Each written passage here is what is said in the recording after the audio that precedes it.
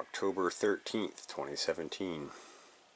Well, I showed the blue corn stuff. I did not get to video the blue corn harvest because of time constraints due to squirrels getting into it and doing some damage.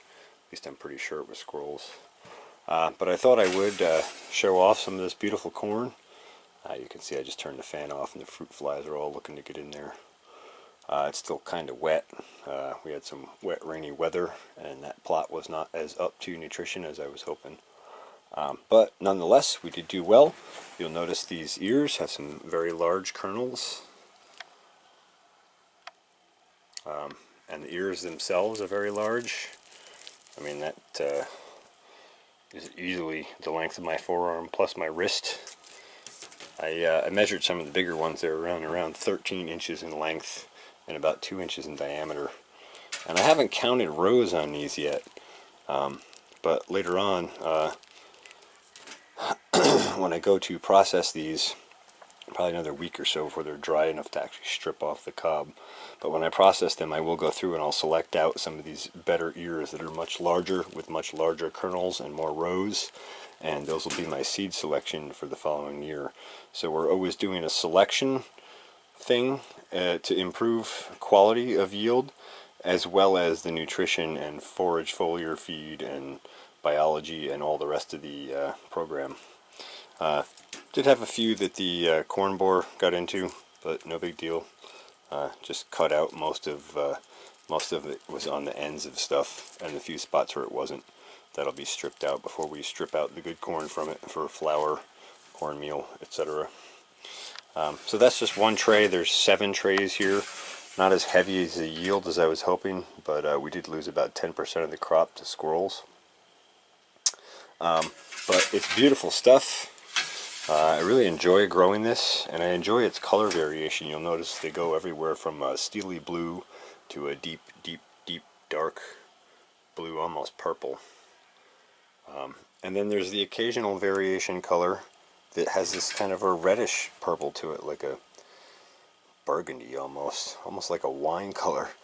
And those are really cool too. So I probably will include a few seeds from that to keep that in the population. I do like to see that variation there, and that's a good genetic variation to have. It's always good to have a little bit of variance. Makes you a little less susceptible to insects, diseases, pests, etc. But just wanted to go down over the racks here and let you have a look at this stuff. And you can see, here's a good example.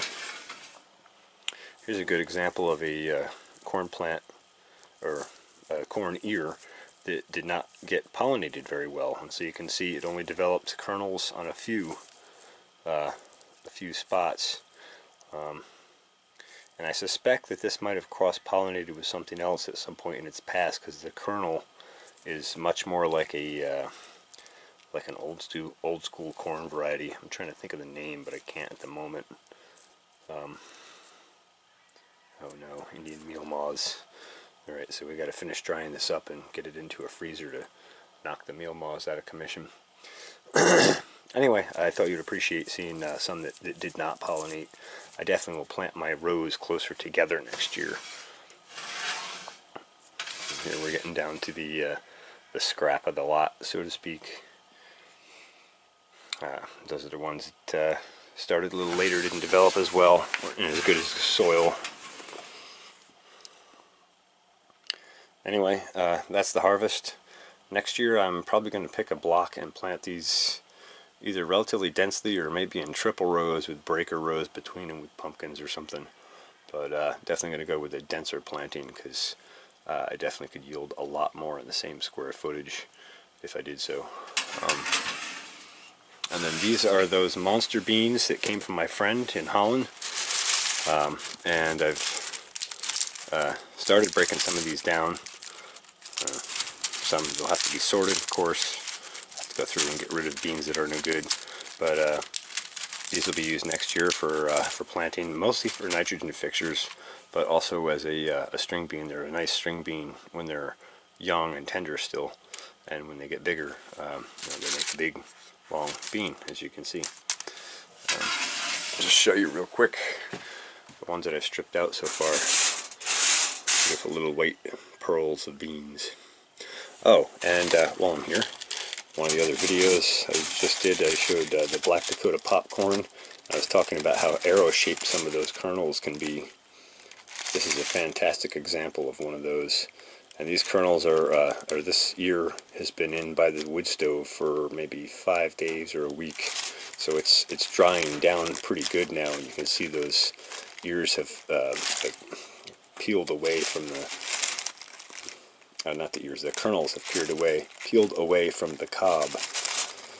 Pardon me, it's been a long week. But they're very arrow-shaped and pointy. And I find that intriguing.